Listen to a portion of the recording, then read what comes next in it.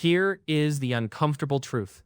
Your LLM judge can make a bad RAG system look good and a good one look broken. Yes, and the trap is not random. It happens under specific conditions, especially when the judge shares the same blind spots as the model you are trying to evaluate. So, this is not just judges are noisy.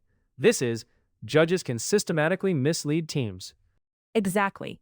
Programmers use LLM-as-judge to score answer quality, faithfulness, relevance, maybe groundedness. But if the judge is guessing from plausibility instead of checking evidence, you are measuring style. Give me the first condition where this goes sideways. Condition 1. The answer can be judged from world knowledge or fluent reasoning without really using the retrieved context. In that case, the judge often rewards a convincing answer even when retrieval failed. So, the system misses the right document, still produces something polished, and the judge says, "Nice work." Right. Picture an internal HR bot. The question is, how many weeks of parental leave do part-time employees get in Germany under your company policy? The model answers with a plausible policy-sounding number based on general norms. The judge likes the wording, but the actual policy PDF says something narrower, and retrieval never surfaced it. That is dangerous, because the score says retrieval is healthy when the model is freelancing. And then, teams tune the wrong thing. They optimize prompts, not retrieval coverage. They celebrate benchmark gains, while users get false authority in production. How do you recognize that case in practice before it burns you? Run contrast checks. Compare judge scores when you remove the retrieved passages, swap in irrelevant passages, or paraphrase the answer without citations. If the score barely moves, your judge is not sensitive to evidence use. So if nonsense context and correct context get similar scores, the judge is grading vibes. Yes.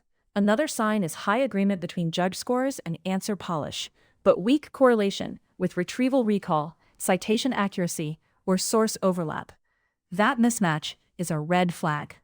Give me another condition. I want the one that tricks smart teams, not beginners.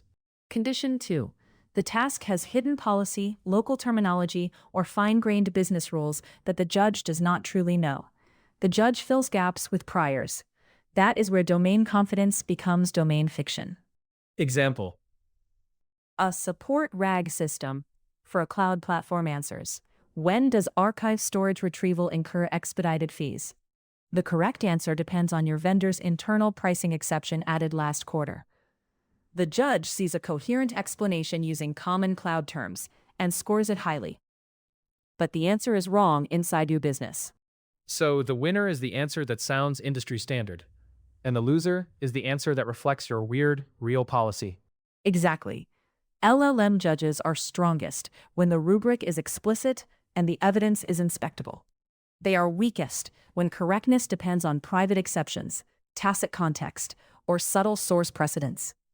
What goes wrong when teams ignore that? Power shifts to the wrong metrics.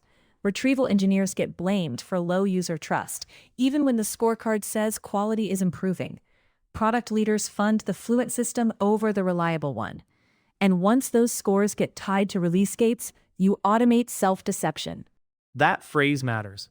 Automate self-deception. Because the failure compounds. The judge selects training examples, approves regressions, and rewards answer patterns that impress the judge. You end up teaching the system to please an evaluator, not to help a user. How do you catch that before it becomes process? Use adversarial slices. Make a test set where the only way to answer correctly is to use the retrieved source, not prior knowledge. Include near-miss documents, outdated versions, conflicting policies, and questions with tiny wording changes that flip the answer. That sounds more like retrieval forensics than leaderboard scoring. It is. For RAG, the central question is not, does the answer sound good? It is, did the system find the right evidence, use the right evidence, and refuse when evidence is missing? Judges can assist, but they cannot replace those checks. One more practical scenario. Something a team can picture next week. A legal docs chatbot compares contract clauses. The retrieval step returns the old indemnity template, not the current approved one. The model writes a polished summary. The judge scores clarity, completeness, and even faithfulness if it only checks internal consistency. A human lawyer spots the issue instantly. Wrong source version, wrong risk exposure. The automated score hid the real bug. And the strategic consequence is not just one bad answer. It is a company believing its guardrails work when they do not. Yes, the teams that win are not the ones with the most judge prompts. They are the ones that know when judges are valid, when they are weak, and where human or source-based checks must stay in the loop.